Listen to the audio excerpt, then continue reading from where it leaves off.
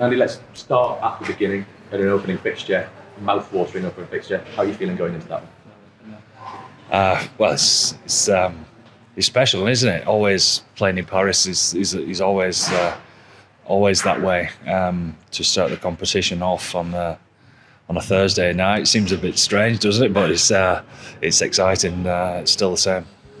You wouldn't usually ask about individual players, but because we're going to be speaking to him later, Antoine Dupont, how do you kind of coach against someone like him? Is there special attention on certain players?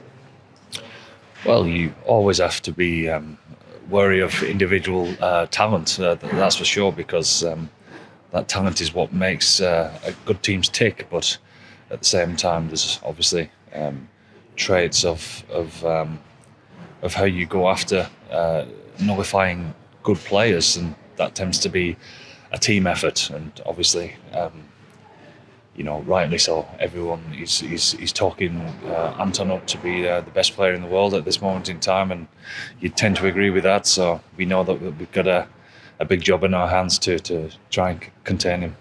Let's get back on the more important stuff. We're just focusing on you guys, though. How are you generally feeling going in, and how excited are you for that moment? The whole tournament. Well, if you can't get excited about a Six Nations, then you're in the wrong place. You're in the wrong job.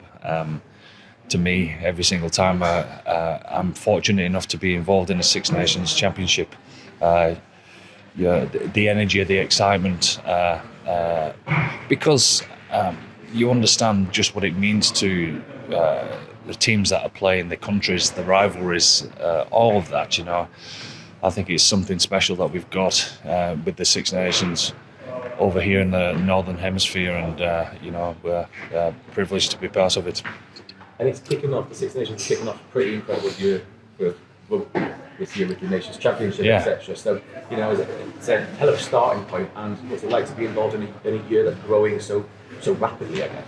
Well, it's a little bit of the unknown, isn't it? So that's exciting in general. And the Six Nations, the format has changed. Not only are we playing our first game on a Thursday night, but there's only one Farrell week this time round, which is a big shift. It'll be a bit more demanding on squad, you would have thought. So let's see how that goes. And then, we run into a summer of completely different, travelling around, and we're fortunate enough to be playing Australia, New Zealand, and Japan.